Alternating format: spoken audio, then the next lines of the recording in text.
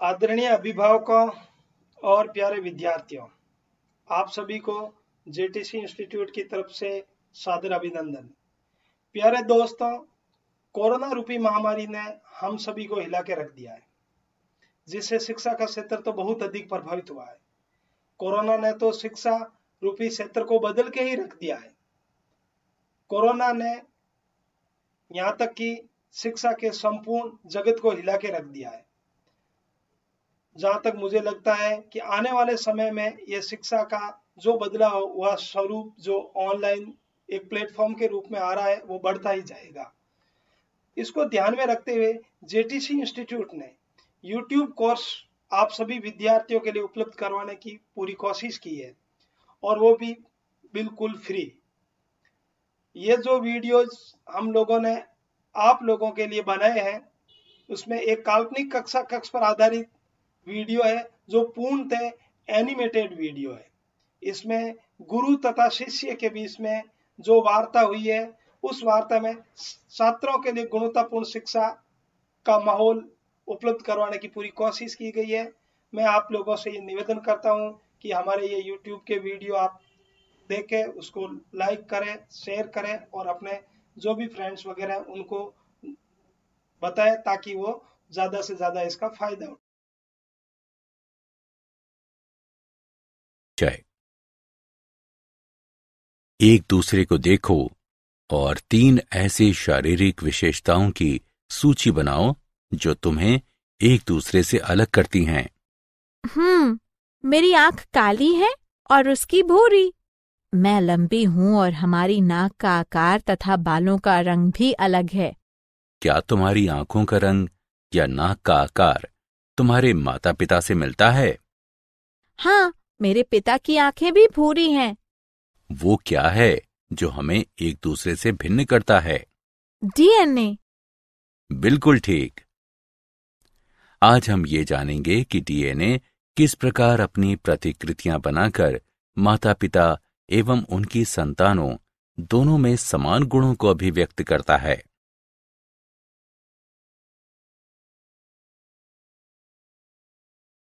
उद्देश्य। इस पाठ के अंत में आप निम्न करने में सक्षम हो जाएंगे: प्रतिकृति बनाने की प्रक्रिया और इसके महत्व को समझना, आरएनए की प्रतिकृति की अर्धसंरक्षी प्रकृति को समझना, आनुवंशिक कूट को पहचानना, अनुलेखनन की प्रक्रिया को समझना और स्थानांतरण की प्रक्रिया को समझना। डीएनए प्रतिकृतियन क्या है? डीएनए की प्रतिकृति रचना का अर्थ डीएनए के अणु की प्रतिलिपि तैयार करने की प्रक्रिया है। डीएनए प्रतिकृति की रचना कोशिका विभाजन से पहले कोशिका चक्र के एस प्रावस्था में होती है। द्विरज्जुक डीएनए में प्रतिकृति की रचना संभव इसलिए हो पाती है क्योंकि प्रत्येक रज्जुक पूरक रज्जुक के लिए सांचे यानी टेम्पलेट का कार्य करता है।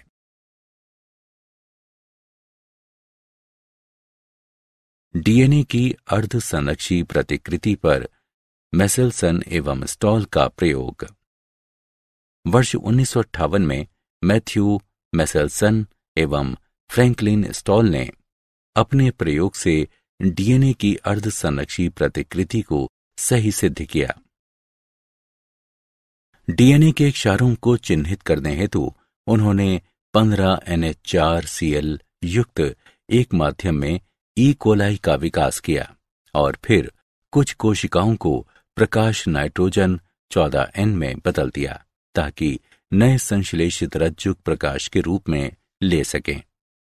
उन्होंने डीएनए को जीवाणु कोशिकाओं से अलग किया और डीएनए को अलग करने हेतु इसे अपकेंद्रित किया।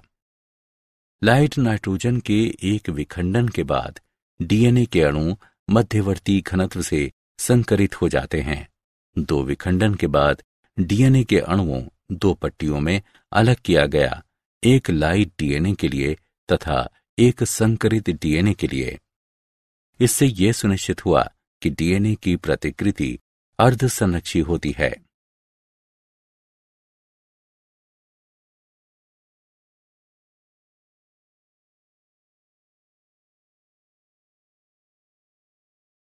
प्रतिकृति की क्रियाविधि। डीएनए की प्रतिकृति का प्रक्रम कोशिका चक्र की एस प्रावस्था में प्रतिकृति स्थल पर शुरू होता है। डीएनए के रज्जुक प्रतिकृति द्विशाख पर एंजाइम हेलिकेज द्वारा धीरे धीरे खुलते हैं। इसके परिणाम स्वरूप सांचों के रूप में कार्य करने के लिए दो भिन्न रज्जुक उपलब्ध होते हैं। डीएनए पॉलिमरेज एक सांचे की सहायता से डीऑक्सी यूक्लियोटाइड्स के बहुलकीकरण को 5 प्राइम से 3 प्राइम की दिशा में ही उत्प्रेरित करता है। इस तरह प्रतिकृति एक रज्जुक 3 प्राइम से 5 प्राइम की ध्रुवता वाले उन पर निरंतर होती रहती है, जबकि दूसरे रज्जुक 5 प्राइम से 3 प्राइम की ध्रुवता वाले इन पर प्रतिकृति रुक रुक कर होती है। डीएनए लाइगेज एंजाइम अनियमित रूप से संश्लेषित खंडों को आगे चलकर एक दूसरे से जोड़ता है। अनुलेखन डीएनए के एक रज्जुक से आनुवंशिक सूचनाओं का आरएनए में प्रतिलिपिकरण करने की प्रक्रिया को अनुलेखन कहते हैं।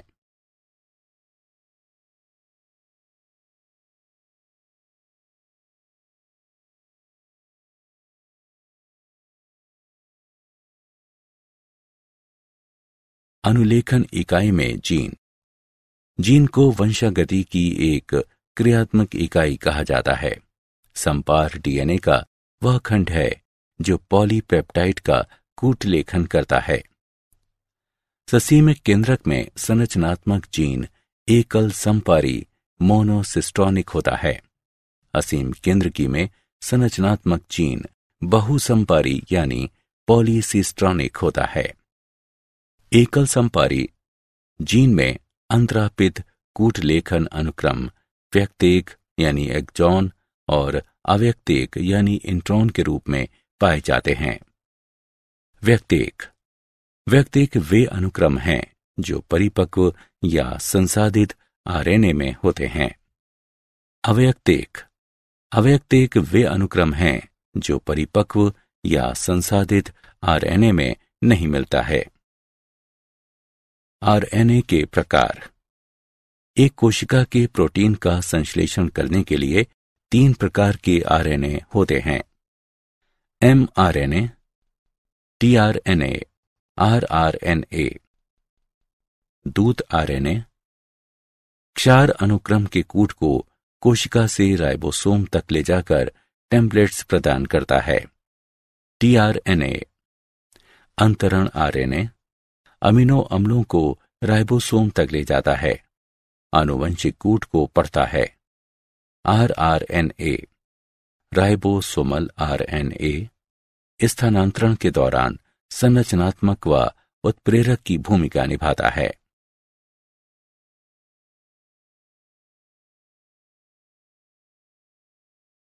जीवाणु में अनुलेखन की प्रक्रिया।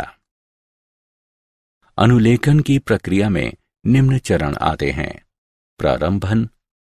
प्रारंभन कारक सिग्मा अनुलेखन प्रक्रिया के प्रारंभन में सहायता करता है। आरएनए पॉलिमरेज उन्नायक पर डीएनए से जुड़ जाता है। डीएनए कुंडली खुलकर सांचा रज्जुक यानी टेम्पलेट स्ट्रैंड को अनावृत कर देती है। दीर्घीकरण एमआरएनए का संश्लेषण डीएनए के एक रज्जुक का 5 प्राइम से 3 प्राइम दिशा में सांचे के रूप में उपयोग कर किया जाता है। जैसे जैसे दीर्घीकरण बढ़ता है, आरएनए पॉलिमरेज एमआरएनए को संश्लेषित कर रहे डीएनए के साथ साथ बढ़ता है। पहले से अनुलिखित डीएनए पीछे होता जाता है। आरएनए जीन के अंत में समापक अनुक्रम पर पहुंच जाता है। समापक कारक का उपयोग करते हुए अनुलेखन समाप्त होता है। एमआरएनए तथा आरएनए पॉलिमरेज अलग हो जाते हैं।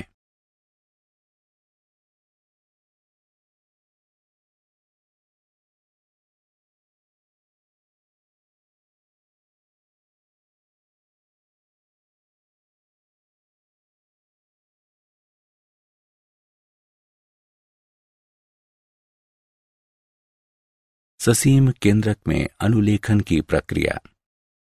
मूल अनुलेखन प्रक्रिया के साथ साथ ससीम केंद्रक में अनुलेखन प्रक्रिया के अंदर दो अतिरिक्त जटिलताएं होती हैं।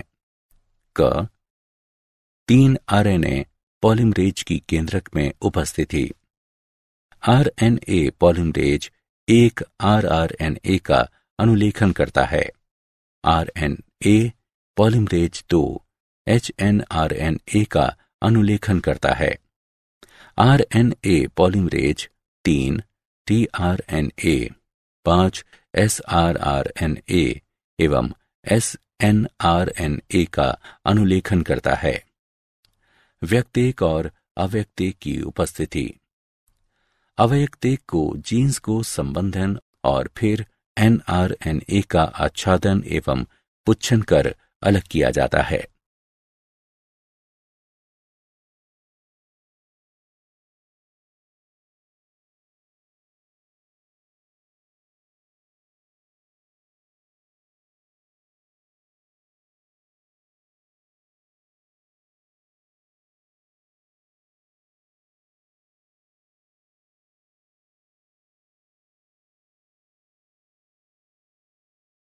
आनुवंशिक कूट।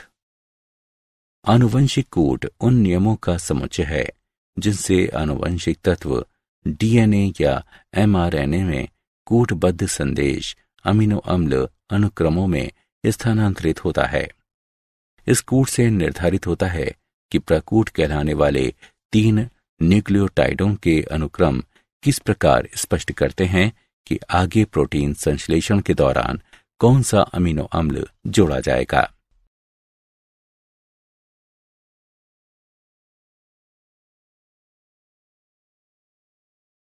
आनुवंशिक कूट की मुख्य विशेषताएं। प्रकूट यानी कोडॉन, त्रिक यानी ट्रिपलेट होते हैं। 61 प्रकूट 20 अमीनो अम्लों के लिए कोड बनाते हैं, परंतु 3 स्टॉप प्रकूट किसी भी अमीनो अम्ल के लिए कोड नहीं बनाते। प्रत्येक प्रकूट एक अमीनो अम्ल के लिए सुस्पष्ट और सुनिश्चित होता है। ये कूट सभी जीवधारियों के लिए लगभग सार्वभौमिक है। मिथियोनाइन का प्रकूट एयूजी प्रारंभन प्रकूट के रूप में भी कार्य करता है।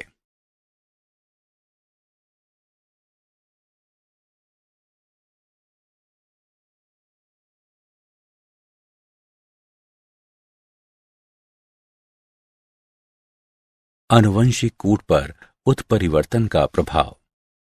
किसी संरचनात्मक जीन में किसी क्षार का प्रवेश कराने या उसका विलोपन करने वाले बिंदु उत्परिवर्तन के प्रभाव से अमीनो अम्ल अनुक्रम में परिवर्तन हो सकता है। उदाहरण, दात्रा कोशिका। सुरक्तता रोग में एक एकल क्षारक युग्म बीटा हीमोग्लोबिन श्रृंखला में परिवर्तन के फलस्वरूप अमीनो अम्ल अनुक्रम ग्लूटामेट से वैलीन में बदल जाता है।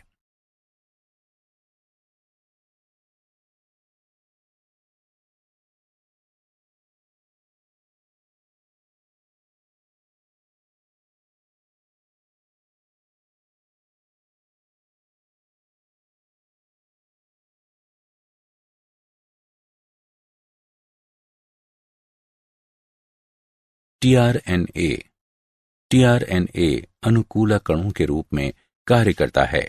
ये आनुवंशिक कूट को पढ़ने के साथ साथ विशेष अमीनो अम्लों से जुड़ा होता है। टीआरएनए में एक प्रति प्रकूट पॉश यानी एंटीकोडॉन लूप होता है, जिसमें कूट के पूरक क्षार होते हैं। इसके अतिरिक्त इसमें अमीनो अम्ल ग्राही छोर होता है जो इसे अमीनो अम्ल से जोड़ता है। टीआरएनए की द्वितीयक संरचना तिपतिया यानी क्लोवर लीफ की पत्ती की तरह होती है, जबकि अपनी यथार्थ संरचना में टीआरएनए एक सुसंहत अणु है जो उल्टे एल की तरह दिखाई देता है।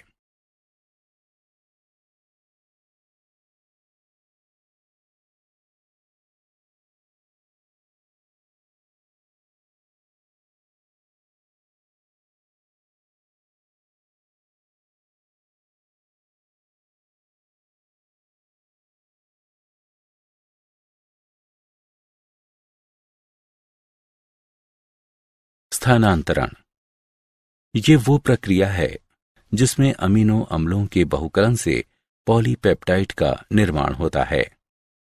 राइबोसोम प्रोटीनों का संश्लेषण करने वाला कोशिकीय कारखाना है।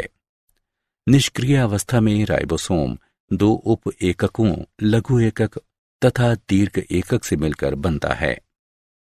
एक पेप्टाइड बंध के निर्माण हेतु अनुवर्ती अमीनो अम्लों को जोड़ने और एक दूसरे के अति निकट लाने के लिए दीर्घ उप एकक में दो स्थल होते हैं। mRNA में एक स्थानांतरण इकाई निम्न से मिलकर बनती है।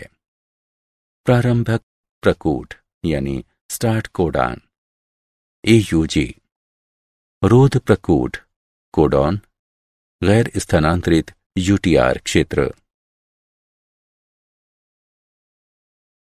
स्थानांतरण के चरण। स्थानांतरण के प्रथम चरण को tRNA के आवेशन या tRNA एमिनो एसिलेशन कहते हैं। ये आवेशन अमीनो अम्लों के बीच पेप्टाइड बंध के निर्माण के लिए ऊर्जा प्रदान करता है। जब राइबोसोम का लघु एकक mRNA में मिलता है तब ये दीर्घ एकक को प्रारंभक प्रकूट पर mRNA से जुड़ जाने की प्रेरणा देता है, जिसकी पहचान केवल प्रारंभक tRNA द्वारा की जाती है। जब जब एक नया tRNA राइबोसोम में आता है तब तब इसके द्वारा ले जाया गया अमीनो अम्ल पॉलीपेप्टाइड श्रृंखला से जुड़ता चला जाता है। अंत में विमोचक कारक का रोध प्रकूट से जुड़ने से स्थानांतरण प्रक्रिया का समापन हो जाता है तथा राइबोसोम से पूर्ण पॉलीपेप्टाइड अलग हो जाते हैं।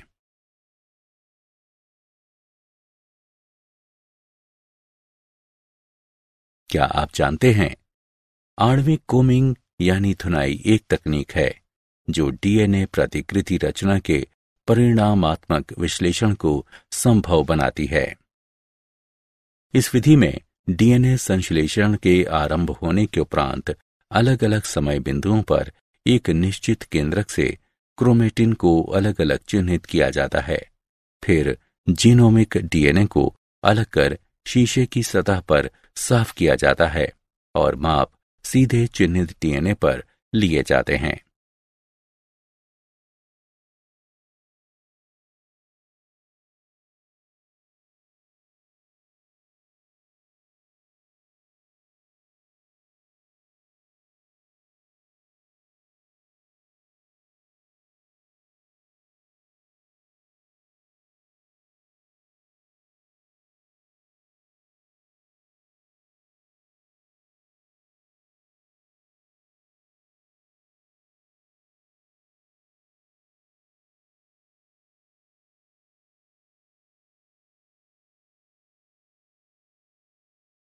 सारांश। आइए हमने जो कुछ सीखा है उसे संक्षेप में दोहराएं। डीएनए अर्धसंरक्षी सेमी कंजर्वेटिव विधि से प्रतिकृति बनाता है। पूरक H बंध इस प्रक्रिया का मार्गदर्शन करता है। अनुलेखन के समय डीएनए का एक रज्जुक पूरक आरएनए के संश्लेषण के लिए एक सांचे के रूप में कार्य करता है। ससीम केंद्रक में अवयक्तेक के संबंधन के साथ अनुलेखन प्रक्रिया होती है।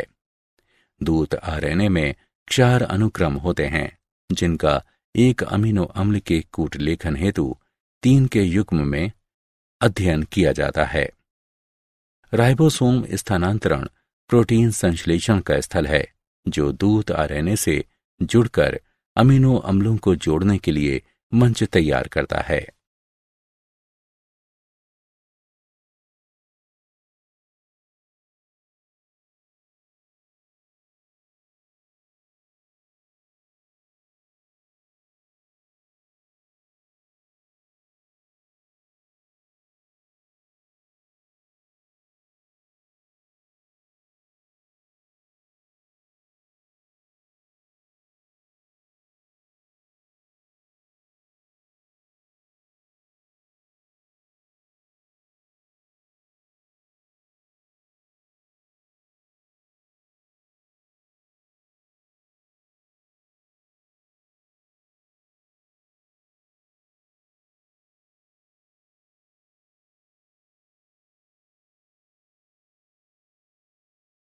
जय।